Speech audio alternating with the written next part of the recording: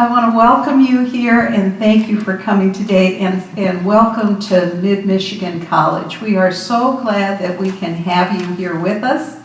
As you can expect, we have a lot of good stories to tell you, but we also want to listen to the stories that we know that you bring from our communities. So my name is Chris Hammond, and I have the privilege of serving as the president of Mid-Michigan College, and this is my 5th year. It has just flown by, and we've done so many fun things here, so it's fun to always share that. And also I'll be joined by members of our team here, and they'll be telling Mid's story as well as we go through the day. A couple of housekeeping items before we get started. The restrooms, always good to know that. Right out this door and to your left, or straight down the hall here and to your left, either option. We're going to spend a little time getting to know each other and setting the stage for today, and then there'll be a tour, and then we'll come back here for lunch and some presentations on some of the specific events and initiatives that we have happening here at Mid. We, throughout the day, hope that you will share with us your ideas and what you hear from members of our community, because this is a two-way conversation. As I started to think about today, it really struck me that education and the media have a lot in common. We both share the desire to help people find their voice and to tell the important stories that are out there in our community. The important role that you all play as members of a free press in our society, and the respect that we accord that function, is really key, because it's part of the ongoing dialogue that helps us have a civil discourse in our country. I thought probably as a way of getting to know, helping people find their voice, we might do introductions. And so I'm going to ask you to introduce yourselves and tell how you came to be doing this work. Sherry, can I ask you to get started? Yeah, Sherry from I have been at CFX for 15 years now. How I came to be doing this work, that's an interesting question, because I think I was always cut out to do this, work in advertising and media. I went to CMU, graduated with a degree in journalism, so it's a little bit different than broadcasting, which was my original degree, until I had to take speech class over again. No, I changed it. No more speech class. And here I am making a speech. Oh my God. And doing what?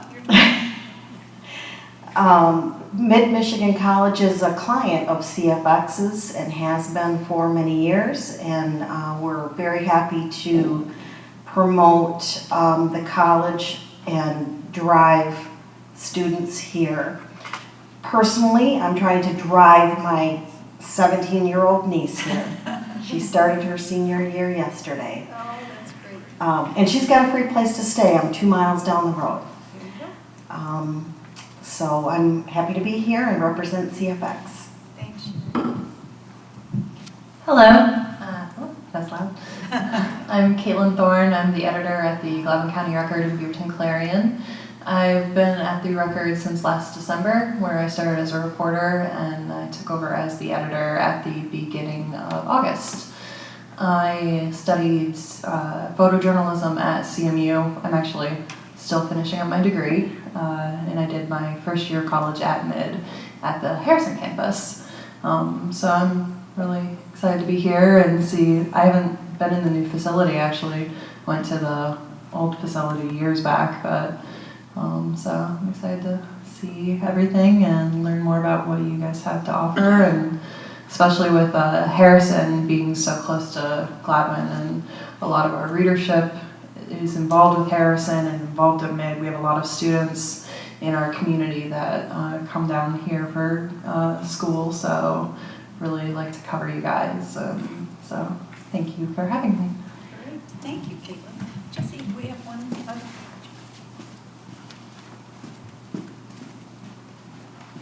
bringing this to you.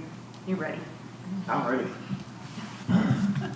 Thank you. It's good to be here. My name is Steve Costa. I own and operate 103 Country out of Gladwin.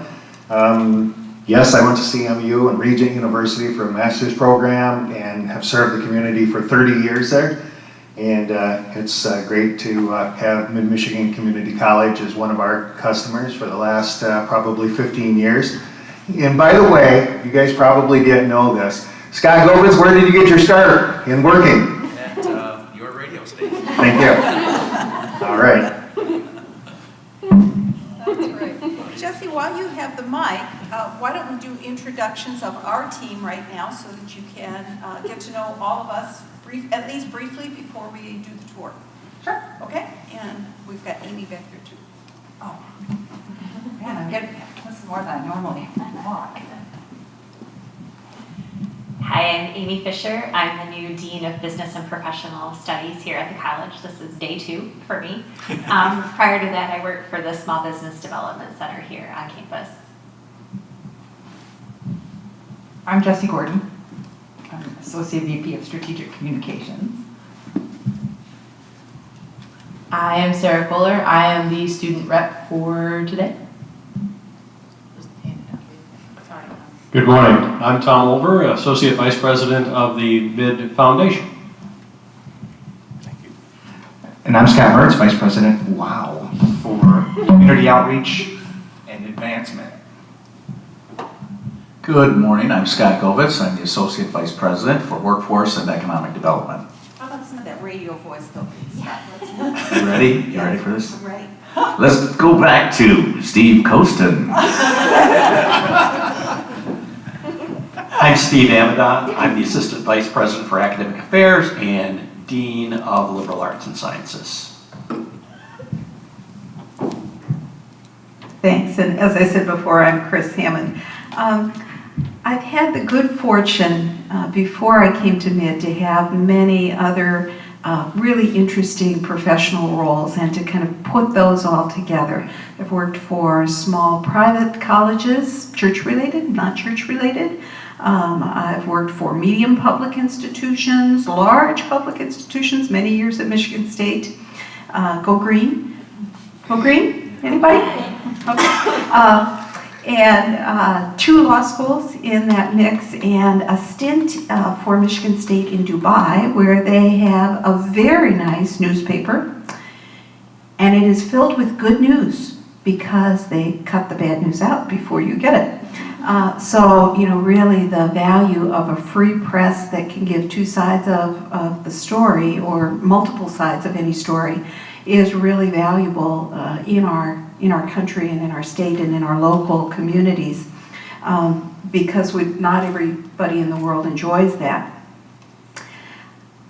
I've had a lot of different professional experiences in higher ed, and I made a very conscious decision to start working in community colleges.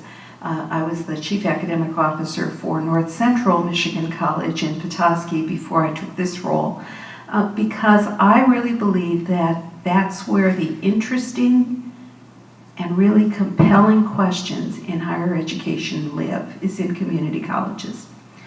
Community colleges in this country account for almost half, in the high 40%, of all of the undergraduate students who start with us. So the image that sometimes we carry around in our heads of going off to college means packing the wood-grained station wagon and everybody goes off to the dormitory, and that really applies to about 2% of American students.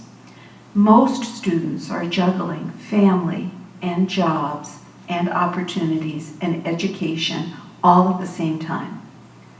Community colleges really play a role in meeting those needs by paying attention to 3 things. First of all, we are committed to access, to open access. At MID, we believe that everyone has a right and a benefit to higher education, to learning more, to lifelong learning. Access is very important to us. And meeting the needs then of a wide population, because we have people who come to us from all over, and they bring with them various perspectives and hopes and dreams and sometimes challenges, and we really want to be responsive to all of those needs. The second thing that community colleges pay attention to is affordability. And that is that, for example, at Mid, a student can attend Mid for a third to half of the cost of what they would pay at any of our public universities. And Michigan is fortunate, right? We have 2 flagship institutions, 15 great public institutions, and a number of very fine private institutions. But sometimes those institutions can be out of reach for some people, or people feel that they're out of reach. So Mid prides itself on providing essential knowledge and skills. That's our product, knowledge and skills. We provide knowledge and ability for people to move forward.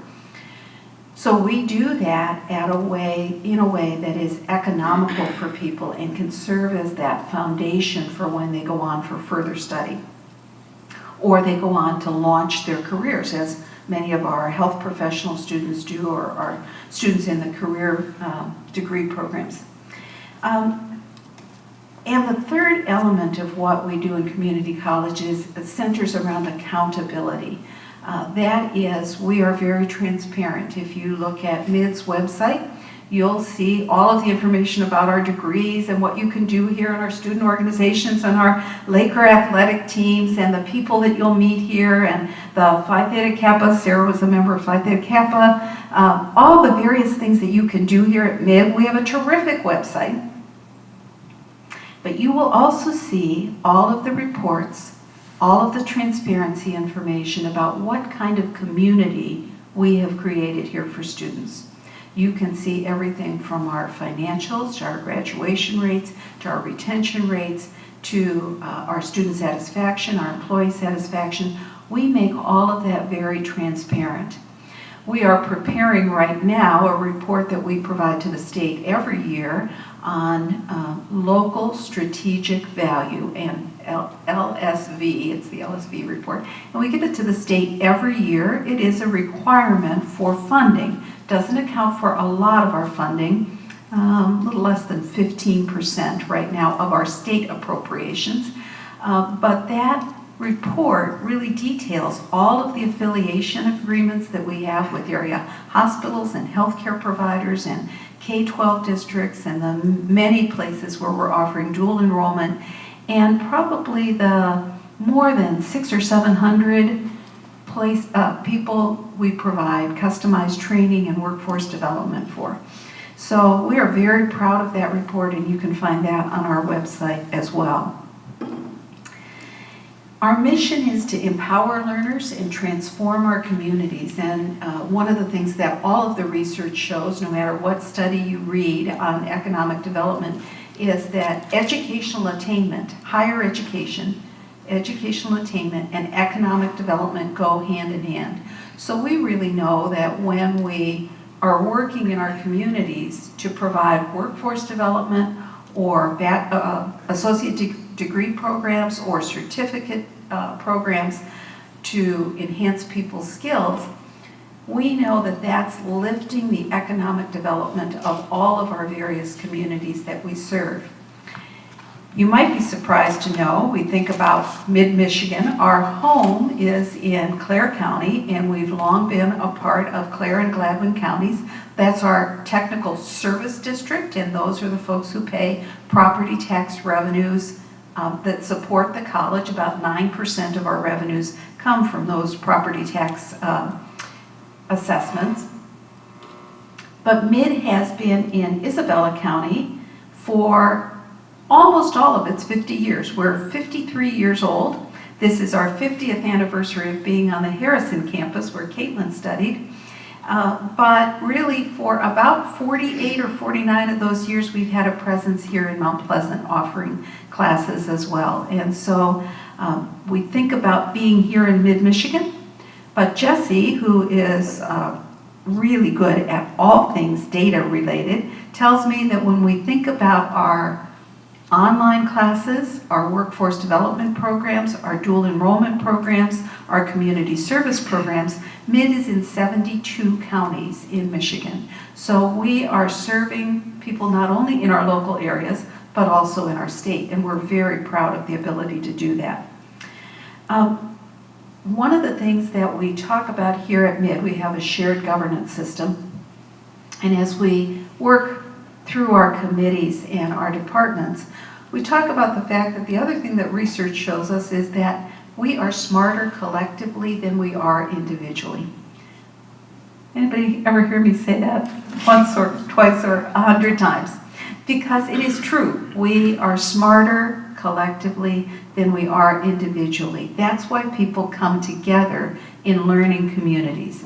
And whether they are doing that virtually in an online course, or they're coming here for a workshop or a lecture, or they're coming here for a short-term training, or for a 16-week semester, or a 2-year degree program, they are coming at a period of transition in their lives, and they are coming together to learn together.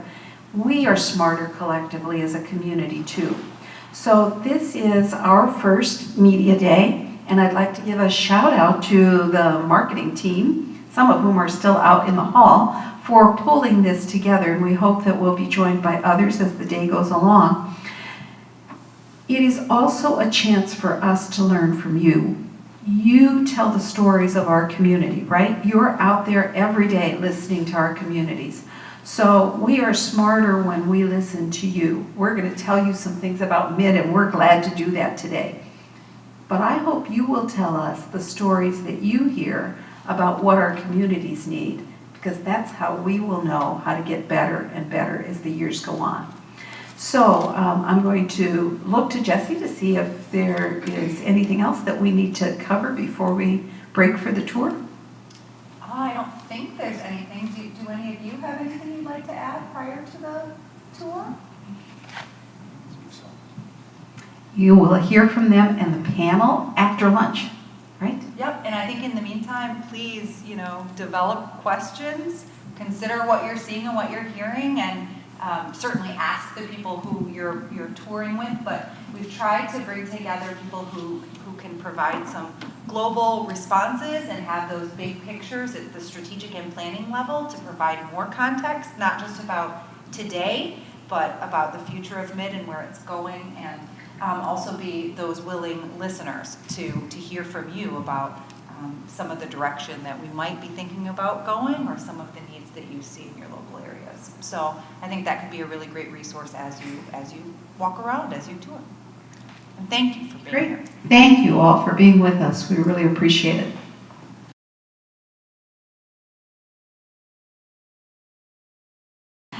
For those of you I didn't have a chance to meet before, my name is Chris Hammond, and I have the privilege of serving as the president here at Mid-Michigan College. And we are so glad that you could be with us, and we want to welcome you here today. I hope you had a chance to see the buildings and learn a little bit more about our programs and our offerings during the tour before lunch. We are really glad to be able to share our story with you, and as I said earlier, we hope that you will share your stories with us, because we know that you are embedded in the communities we serve, and we want to be listening for how we can have the greatest impact and make the most difference for our students and for their families and our local businesses. I'm joined on the panel today by an illustrious group. One of the most fun things about being at MID is that I have the privilege of working with a wonderful team of people, and they keep us moving. You're going to hear a lot about all the things that are happening here at MID, and I'm going to let all of them talk about their respective areas. I would like to begin by sharing a couple of updates that probably don't fit in any of the other pockets, so I'll take this opportunity to tell you that MID is, as a public community college, one of 28 community colleges in our state. MID is governed by a 7-person board of trustees. Our board of trustees is drawn from our service district in Clare and Gladwin, although because of our strong commitment to Isabella and Gratiot counties, We also have an advisory group in this region and a longstanding presence. Our board met last night and they got an update on a project that they endorsed probably 6 months ago maybe, and that is a $12 million investment in the Harrison campus. That investment will enable us to be more energy efficient, to address some of the infrastructure challenges that we face. This year we celebrate 50 years on the Harrison campus, classes on the Harrison campus. And that's great, but those of us who have passed 50 know that at that point, there might be some improvements and repairs that might need to be made, and that's true of boilers and chillers and energy lines and all of those kinds of infrastructure things that keep the campus moving. So we're going to address those and create some enhancements for students through a renovation project that is underway. The design is underway. We've had input from many different people across our various sectors and gotten their ideas about what they'd like to see on that campus. The construction itself will begin in January of 2019, just coming right up here, and will continue on really through 2020. It's a fairly extensive project. So I hope that you will all come visit us. Another part of that Harrison campus renovation is the creation of a pavilion. Some of you may know that the Harrison campus of Mid is 560 acres with some of the best bike trails in the state of Michigan. And we have people who use those trails, maybe not 365 days a year, but 360 maybe. I live next to the campus and I see people out on the trails all the time, and there are beautiful walking trails as well. We don't have a really good way for those people who are using that part of our campus to change or to rest or get water after they've had exercise, before or after they've had exercise. So we are building a pavilion. We also are on 560 acres of mostly forested land, and so we are beginning a forestry program with offerings in that area and a woodland management project that goes along with that. So that's what's happening in Harrison. We are looking for how to best title this next project. You have gathered here on our campus in Mount Pleasant at the corner of Broadway and Somerton. Mid's been in Mount Pleasant since about 1968. We've offered courses at the hospital, at the high school, at retail establishments, and then in the 90s at the Pickard building is what we just call it. And so now we have left that building and moved to this campus. We're going to reinvigorate that building with community education programs that I think many of you will find very interesting. We're still developing that program, but I believe that you will start to see a kind of art and technology combined in that location, beginning even as early as October of this year. So we're really excited about the growth that is happening on our campus and the various ways in which we can do what we focus on the most, and that is empowering learners of all ages and from all backgrounds, and transforming communities locally and across our state. As I mentioned earlier, Mid has a presence in about 72 counties here in Michigan, and we take seriously our responsibility to serve all of the areas of our state. So to talk about one of those outreach initiatives, I'm going to turn to Vice President Dr. Scott Mertz, who's going to tell you a little bit more about that and about our academic programs. We're talking about our footprint, and he's also going to tell you about Guided Pathways, which is an academic approach to career and transfer programming. Scott. Thank you, President Hammond. As has been alluded to already a couple times today, Mid is servicing already a pretty diverse area. We've got 72 counties that we service out of the 82, I think it's 82 in the state of Michigan. So we're already servicing students in a variety of areas in a variety of ways. If you were to overlay a map of community college districts in the state on top of just a regular map of the state of Michigan, you would see a wide swath of areas around the state that are not covered by a community college district. And we know, as I'm sure that you know, most future jobs, both in the state and nationally, are going to require some type of education. As President Hammond alluded to earlier, we are very serious about our mission of open access, and we want to make sure that all students throughout the state have an opportunity to gain the education and skills that they need in order to function in the coming economy. We are also utilizing a model that was developed from the Business Innovation Factory. I'm not sure if anybody is familiar with that, but as part of this model, we're building what we call a prototype in how to service those rural areas. We're starting in the Thumb, in Huron and Tuscola County in specific, and we have spent a lot of time in 2018 meeting with folks in those areas to better gauge exactly what it is they'd like to see. What is it that they want from our services? What do their students need? What do the communities need? And building a prototype around that to allow us to provide services in an area that, quite honestly, is a couple hours away. So we're going to be relying quite a bit on local expertise when we come to this. I just got off the phone this morning with several interested parties who really want to help us in this, and that's one of the wonderful things about expanding our footprint in that area is the communities are so anxious and so willing to help and so willing to partner with us. So that's one area. Once we work and establish something more permanent in the Thumb, then we'll take our prototype to other areas, and we hope to expand our footprint both east and west, north and south, a variety of different areas. So we're very excited about that. Stay tuned as we continue that journey. As President Hammond alluded to, we also have been working over the past couple of years on an endeavor called the Guided Pathways. And the best way really to describe Guided Pathways, it's not, we're fully aware that students, we want to give students some choice. But oftentimes students that are coming right out of high school or even coming back to college are overwhelmed with that choice. It's just, they stare at 62 different options in a social science requirement that they have to fulfill and are paralyzed with which one is going to be the best one. I don't know, just tell me what it is and I'll take it.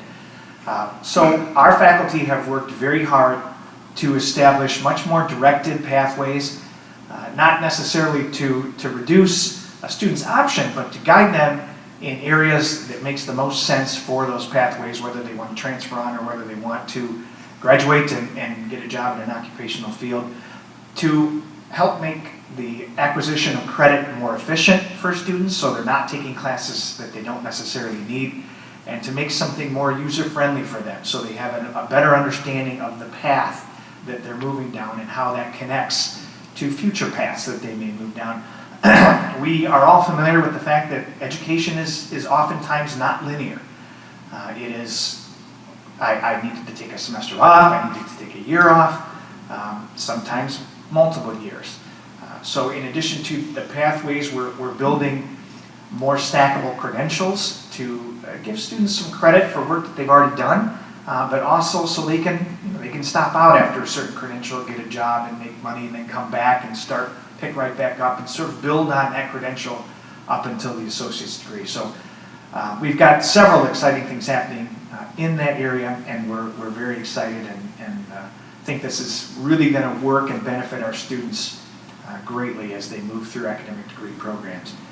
So those are my two options. I don't know if I'm going to turn it over to Dr. Matt Miller, who's going to give you all kinds of exciting information about what's going on in student services. Hey everyone, whoa. Hello. I'm Matt Miller, VP of Student Services. I'm going to try and do this well. Does that sound good? Everyone can hear me? Okay? You good? Okay. I want to build on what Scott was talking about for guided pathways, and it really is an effort, one among many, that is geared towards student success. And as you might expect the student services person to say. That is what we are here for, and to true among everyone at the table.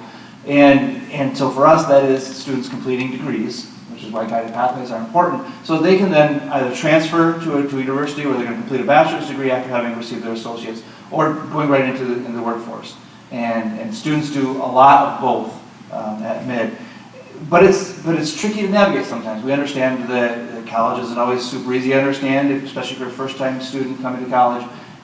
Guided pathways have helped a lot with that. We also have programs I want to highlight here where we guide students through the process of just being a college student.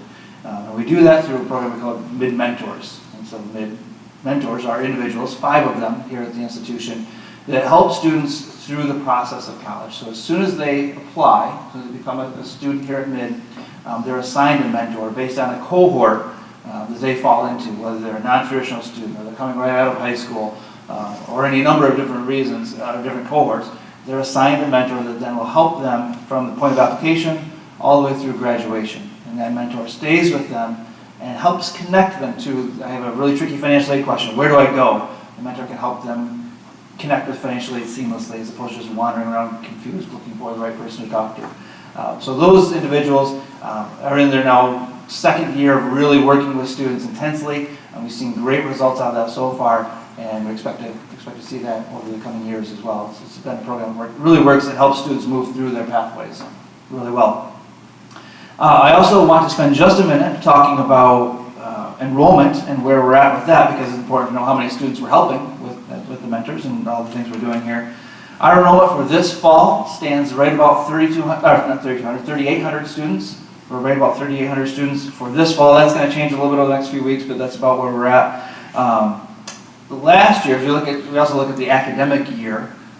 Over the course, and we don't have the full academic year done yet. So for last year, we served about 5,500 students in total, unduplicated students throughout the year. So you get a scope for where we're at in terms of the community colleges in the state. We are a medium-sized, small-medium school. Too big for a small school, too small for a medium school. We have a nice little niche for ourselves. Serve a lot of students here in the Central Michigan area. A couple of just stats I wrote down so they're interesting. Our average age for our students, 22, and about 70% of our students are part-time. So if you think about the traditional community college student who might have something else going on in life, a lot of them are here part-time because they're doing other things. We try to encourage them to go full-time. It's 12 credit hours. And we know you move through college more quickly if you can take at least 15 credit hours each semester. And so it's an important message we talk to students about.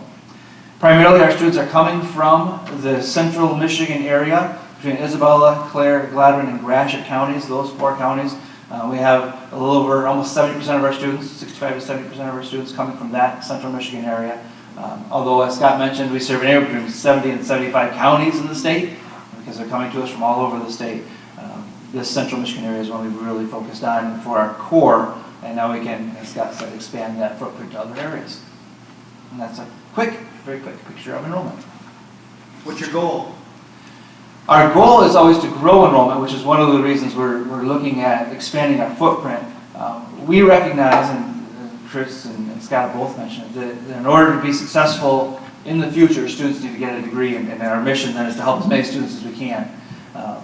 We each year project out enrollment and have these strategies for growth like mid-mentors and things. And so as we grow, we're in each different area where we're moving into, looking at how can we serve that area best. Sometimes we have number goals, other times we're just looking at services that we can offer that would help that community. That's what it's all about for us. The advantage of being the president, you have to be careful about keeping the mic from the president. But I would just add to what Matt just said about enrollment sort of targets. One of the concerns that many of us in community colleges face is that we know that in this country, there are about 35 million, more than 35 million people who have some college, no degree. We know that a person who earns an associate's degree earns about, depends on the study, but about $9,000 more a year.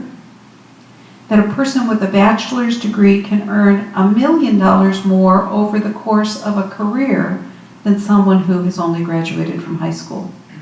We know that college degree attainment goes hand in hand with economic development in a region.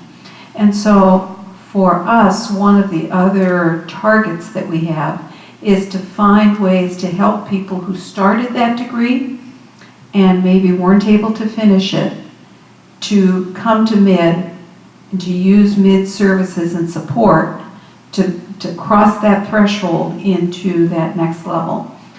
Our state needs that because we are losing people who are college graduates, and so we need to grow our own, and our country needs that. The United States now ranks 11th in college degree attainment in the world. We used to be 1 or 2.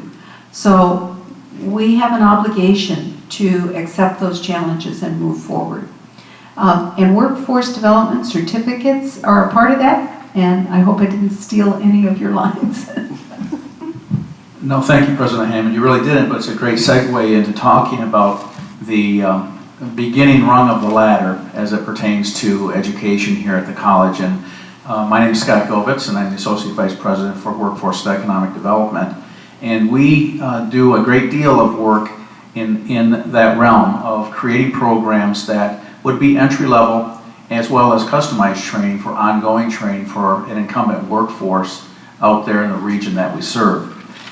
We will serve through certified nurses aid, phlebotomy, rapid response training in welding, and truck driving, about 175 students annually for individuals to come to us for training in a 3 to 6 week period, enter, learn, and exit and be immediately in the workforce. But it's that beginning rung on the ladder for those individuals who get a taste of college and the fact that they can go on to higher learning within the institution and elsewhere. In addition to those programs, we also do apprenticeship training. We have online apprenticeship training for electrical apprentices. And then we do a significant amount of grant writing and training under the customized training for individual companies. And we will train this past year, trained over 500 local employees in the area. And so that's getting higher skill sets for those individual companies and ultimately leading to better production and better economics for that organization as well. So this past year we did a little over 37,000 hours worth of training for individuals within the region, just to give you some idea. From an economic standpoint, you're hearing a lot about STEM, science, technology, engineering, and math, and what we're going to do about that in the state. You may have also heard that the governor recently came out with the Marshall Plan. And the state of Michigan and this plan dovetails nicely into conversations that we've had going here at the institution for some time now. And most recently in 2014, there was a significant report compiled and released through the Great Lakes Bay Regional Alliance. We're part of that alliance. We are part of that network of trying to create an awareness of STEM opportunities and jobs. And in the governor's report for the Marshall Plan alone, the state has identified 811,000 jobs through 2024 that will be available in these fields. And just to give you some sense of those, we're talking about jobs in information technology and computer sciences, manufacturing, healthcare, other professional trades, and businesses, and other. So we'll talk briefly in a moment about the entrepreneurial opportunities here through the Small Business Development Center as well. But when you talk about STEM and you talk about those jobs, it's anticipated that that would increase from an economic standpoint for not only our state but the nation. That's $49 billion worth of economic activity. And so our college is working with the K-12 system, the intermediate school districts, to try and become a part of the discussion and more meaningfully delivery of programs for the Marshall Plan. With respect to the STEM program that we're partners with through Great Lakes Bay, there are 3 other institutions involved in that project, CMU, SVSU, and Delta. And our part of the project is to increase the awareness, but also increase the opportunity for businesses and education to talk to one another and to increase opportunities of learning as a result. To do things like create tours through local factories or healthcare locations, as an example. To create programming then that is significantly looking toward increasing job shadowing opportunities, co-ops, and internships. And that's the space that we're trying to fill here at Mid-Michigan College. We also have something very exciting that we embarked upon this summer with the Verizon STEM camp for 5th through 8th grade girls of the region. This summer, Sarah, at the end, was one of our camp counselors and advisors, and we were able to introduce girls through this grant into STEM technologies, and those included 3D printing, computer coding, engineering activities, virtual reality programs, and then they collaborated on community projects for that entrepreneurial spirit. This is an exciting opportunity. We're one of only 16 throughout the nation to receive this grant, and that we completed our first year, and then those young ladies will return to our campus once a month throughout the duration of the grant for more hands-on learning opportunities. So we're very excited about that. And then finally, one of the other arms of the technical division is the Small Business Development Center. And we are able to work with existing or would-be entrepreneurs and offer a variety of services to those individuals. And this includes market research. It includes bringing someone in at the ground level who has zero experience with starting a small business and giving them the tools necessary to create a small business. As a result of the work of our Small Business Development Center team here at MID, 27 business launches were created this past year, 113 new jobs, and we also created training for 121 individuals. And then new capital investment that went into those new small businesses was nearly $10 million.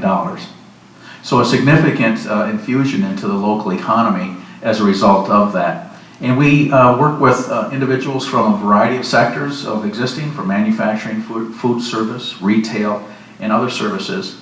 And 55% of the people that we serve are existing businesses, with the remainder as new potential entrepreneurs for our region, lending a real boost to the local economy. I'm not sure where we're turning from here.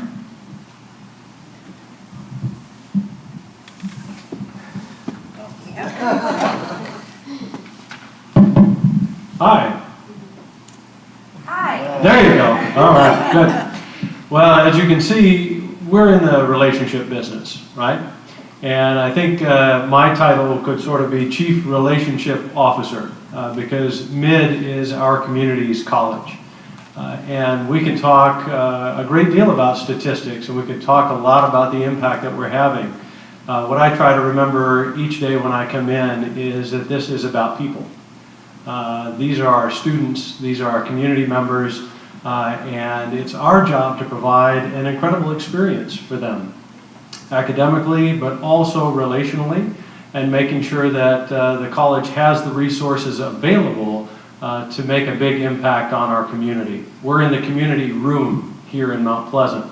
It's a wonderful facility, and it's utilized by nonprofit organizations, community members, for different events and activities all throughout the year. This is part of a big project that took place a few years ago with a capital campaign run through the foundation that raised over $5 million to bring this C-Lab and this building into play for our students. The foundation's been around since the late 80s. My job is Associate Vice President of the foundation. I like to say relationship officer instead of chief fundraiser, but at the end of the day, that's my job, is to help make sure that we have the resources to do purposeful things here at the college. And whether that's facilities enhancements, whether that's academic excellence and cultural programming for the college, for financial assistance to the students that need it most through scholarships and other resources, the job is to make sure that we have those resources. And so we do that, I sort of look at it through the 3 E's. So we have the education component, and that is telling the MID story. We have a wonderful communications team that puts the story out there about the people, tells that story, so that our community understands the impact that we're having here. And another part of that is engagement. This is our community's college, and it takes the entire community being a part of that. We are administrators, it's our job, but this is our community's responsibility to embrace MID and be a part of it. And so, working with Dr. Mertz and others, we're trying to find those engagement opportunities for people around our community to be able to give of their time and their talent and their treasure to make mid stronger, because when mid is stronger, our community is stronger. And the other component is our events.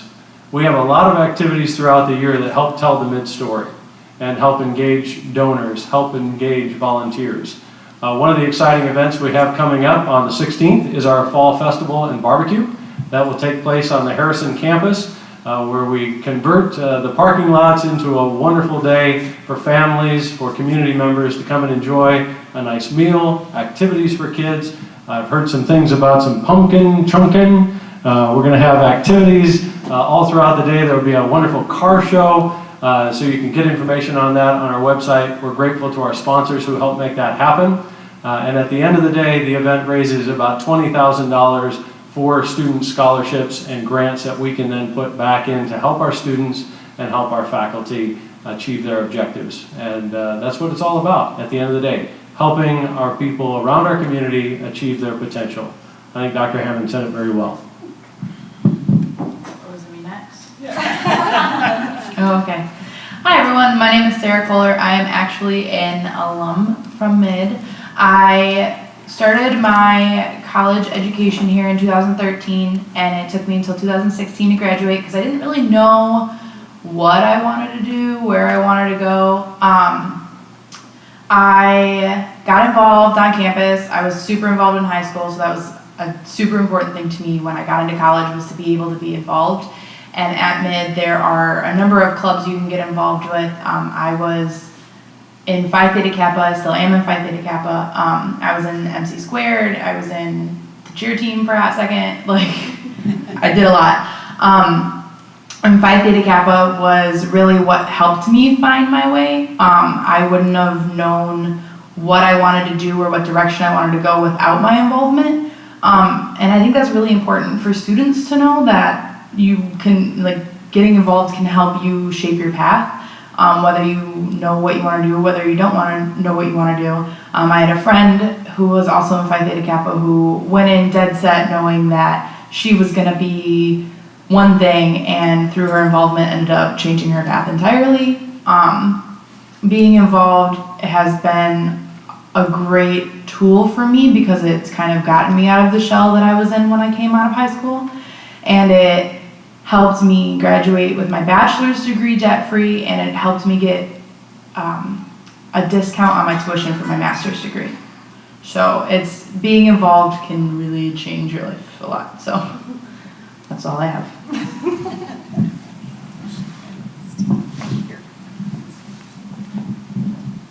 And if you haven't noticed, you listen to somebody like Sarah, it's so fun. So all of us are administrators, somebody made that point, but wow, what fun to see this kind of learning, and learning is fun.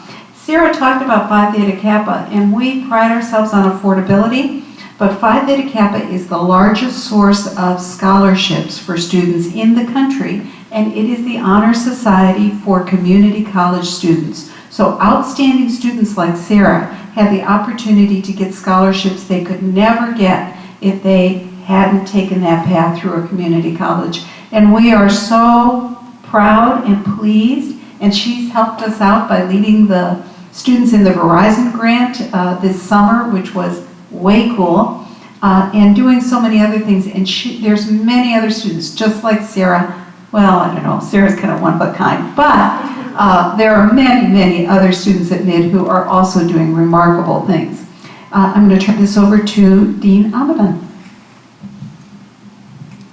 Hi, I'm Steve Amadon. I'm Dean of Liberal Arts and Sciences, as well as the Assistant Vice President for Academic Affairs. And I want to talk briefly about academics at Mid.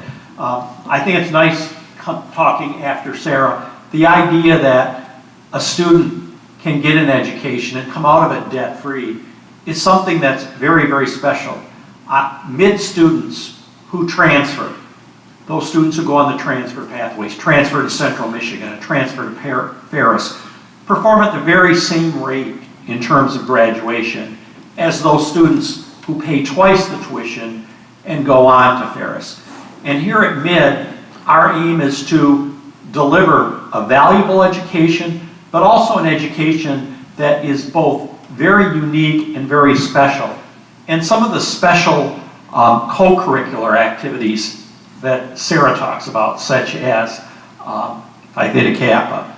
I want to talk about a few of these. We had a student showcase this year. 181 of our students participated in it. This showcase demonstrated student research and creative activities. It's impressive. That's a high impact practice where students can show their parents and members of the community some of the work that they've accomplished here while at Mid. We had a study abroad program take 11 students to Prague this last year. Scott talked about guided pathways. We now have 49 guided pathways. And when you think of college, you often think of, okay, one building, one location, 2 from column A, 3 from column B, the whole gen ed program. This guided pathway, these 49 guided pathways we have, some directly into career fields, some into transfer programs, is really an innovative approach that is going to allow our students to get to their education goals a lot faster. And as a result, save a great deal of money. Another way we're working in academic fairs to save money is an area where we don't think about. But how many of you have ever bought, let's say, a calculus textbook? Anybody have any idea what a calculus textbook costs? A lot. The open market? Like maybe $350 for the textbook. This last year, Mid has been working for the last 2 years on a program called Open Educational Resources, where we're trying to use free educational resources in place of the traditional publisher's textbooks.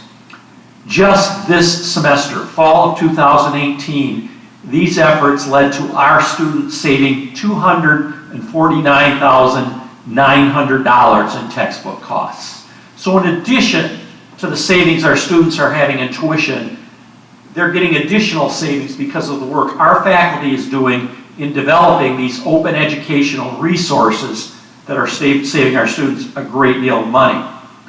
So when we think of education, like I said, we often think of one location, one building. Well, Mid for a long time has been 2 locations, been Mount Pleasant and been Harrison. But on top of that, let's talk about all the schools. High schools from Shepherd, the new Maury Flex Tech in Shepherd, where we're teaching graphic arts classes in a computer classroom this semester. The Huron Intermediate School District all the way up in Bad Axe, north in DeClaire. The footprint is larger. The 72 counties that we talked about, huge numbers of students taking our online courses. So this whole idea that it's classrooms in one location or 2 locations, Mid is changing the nature of that. And we're still your community college serving these communities in mid-Michigan. But we're also trying to serve all of these students. And as I close, I want to touch on one thing that President Hammond talked about, which was the huge number of students out there who have some college but haven't finished. That's the biggest challenge this country is facing in higher ed, how to reach those students. I'm glad I'm at Mid because I was one of those students. I went to Michigan State when I was 18 years old, did some college, I wasn't ready. I ended up in the military, spent 20 years in the military, came back, finished my bachelor's degree, finished my master's degree, finished my PhD. We have to reach students who have had some college. We have to figure a way. So I'm going to close with that. Thank you. Yeah, and speaking, Steve mentioned he's a veteran and served in the military. We also have a number of services for veterans, certified as a military-friendly organization. And we have Chris Stanton, who is a veterans liaison and helps them with just acclimating to the college, finding their way around, and working with some of the financial aid pieces that can be kind of tricky at times as they're working with veteran benefits and military benefits. So and we have also veterans resource centers, rooms where veterans can go and hang out and find resources specifically for them on both campuses. So happy and proud both of the services that we can offer to veterans, and proud of what they've done for our country. Anything else? About questions that you have or would like to know? The name change, what prompted that? Oh, the name change, yes. So Mid-Michigan Community College became Mid-Michigan College effective July 1st of this year. And that change happened as the result of a suggestion by one of our trustees as he was thinking about how community colleges might be perceived in a couple of different ways. One is that we know that MID is building the future. There are 4 bachelor's programs that can be offered by community colleges in the state of Michigan. We expect that there will be more in the coming years, and MID wants to position itself to be able to take advantage of those opportunities and to represent to folks that they are graduating with a degree from a college. The other is that not all community colleges in our state, there are 28 community colleges, have the word community, and we want our graduates to have parity with any of the other associate degree holding schools. So some of our colleagues at Jackson, at Henry Ford, at Delta, they do not have the word community college, community in their name. That's not to say they're not community colleges. We all pride ourselves on access and connections to our community, but we do see that a busy employer, a busy hiring partner might look at a resume and say, oh, this person graduated from a college and that from a community college. Maybe there's a distinction in the way that's perceived. And then we didn't really talk about it here, but we said that MID serves people from many counties in the state of Michigan. We also serve students from 10 different countries. We have about 100 international students at MID. As we talk about our programs in international settings, and as those students go home and represent their degrees to people in other countries, the community college model is an American model and not easily understood overseas. And so we also think that that translates more easily for those students. And then finally, as we've heard from people on the panel and as we've talked throughout the day, we serve a pretty big community, and we want people to know that we're mid-Michigan across a broad swath of the state and not particularly rooted to one town or individual location. So, yeah. How many, you talked about enrollment, how many people are enrolled in the tech certification programs at MID? Yeah, there's credit and non-credit. Great question. In the tech, so we have credit tech programs, and that number escapes me. And if someone on the, It's about a 2/3, 1/3 ratio. yeah, 2/3. so about a third of our students are in, depending on how you might define the technical programs, in those technical programs, then 2/3 are looking to do other things, either get a job in a non-tech field or looking to transfer. And then when I mentioned the 5,500 students that we served last year, that did not include any of the workforce development stuff that Scott talked about. And so, and you had 100 and some between CNA and Fubami and Yeah. Right, between those short-term training programs of about 175 students and another 200 plus doing electrical apprentice work in that realm, and then an additional 500 plus students doing customized training, so 800 plus. And just to point out, I mean, what we're trying to do is build connections between those as well. While we have a significant number of non-credit programs, we're building bridges into the credit programs. As I mentioned earlier, education is not necessarily a linear path. It generally can take some alleys and so on and so forth. Building bridges to make it easier for students to navigate and to get, I guess pardon the pun, to get credit, both figuratively and literally, for work that they've done either through non-credit experiences or through professional experiences into their credit bearing counterparts is something that we're really working hard to do for our students.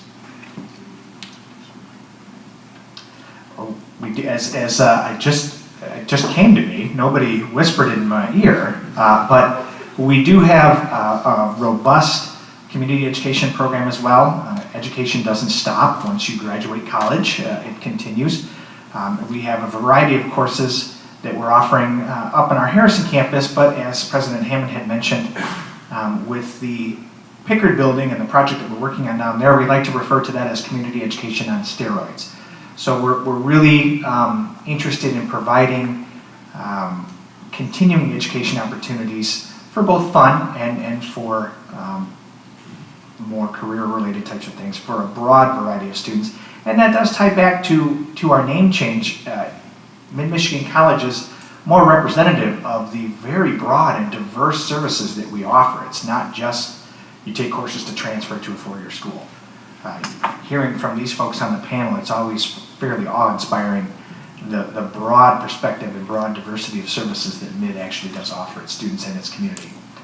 I thought I saw another hand up in back, or did the person retract it? Yep. Actually, I was asking about costs for credit out.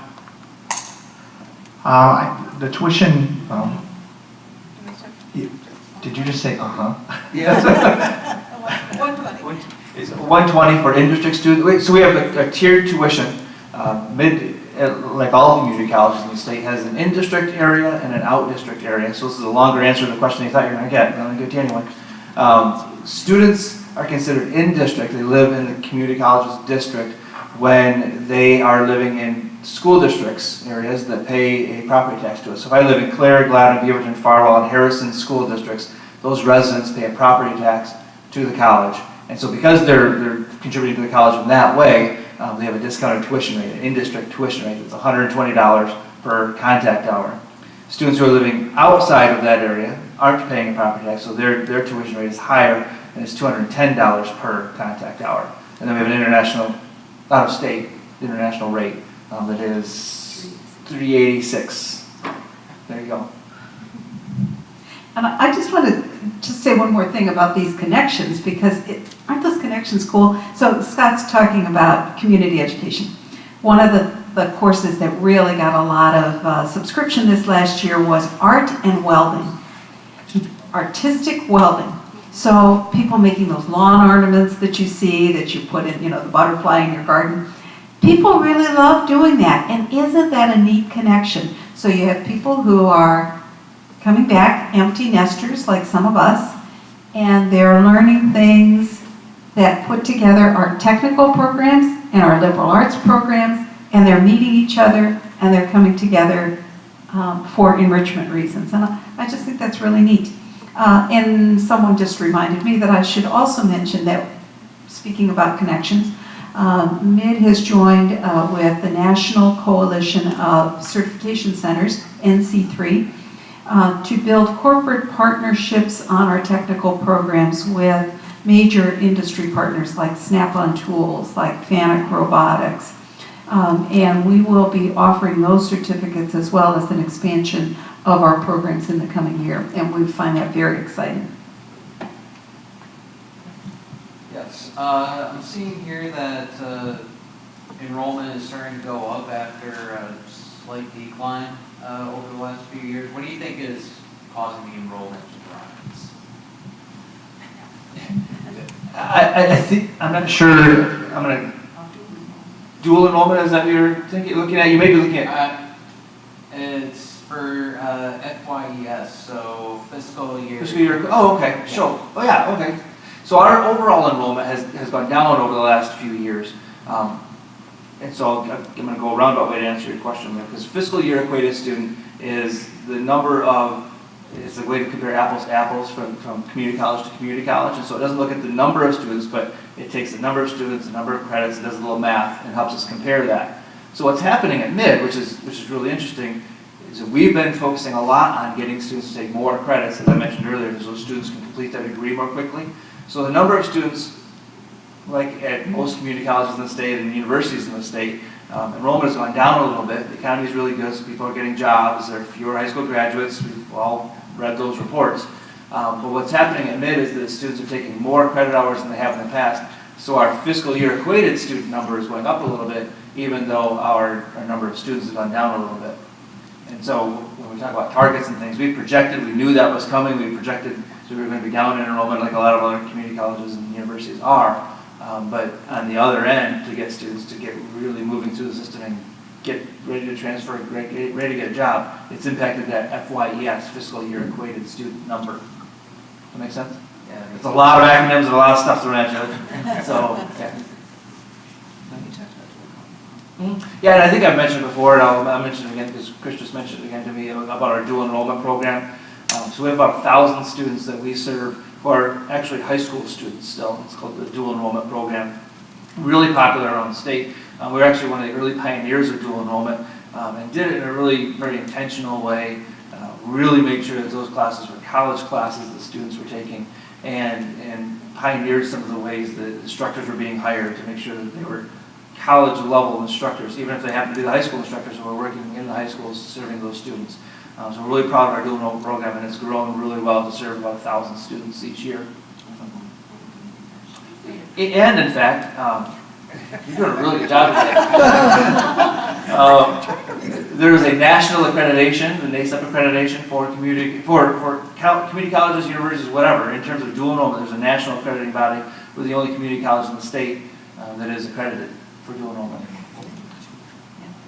Oh, great, and only one for three. And apparently only 1 of 3 for NC3. We can keep you guys here all day with this stuff. We do want to thank you very much for coming. We're happy to answer any other questions that you have, either for the panel or after we're done and mingling. So, Megan, anything else? This is okay. Good. Thank you all for coming. I hope you come back many, many times. I hope to see you many, many times, and especially I hope to see you when I'm serving in the food line at the Fall Festival on the 16th.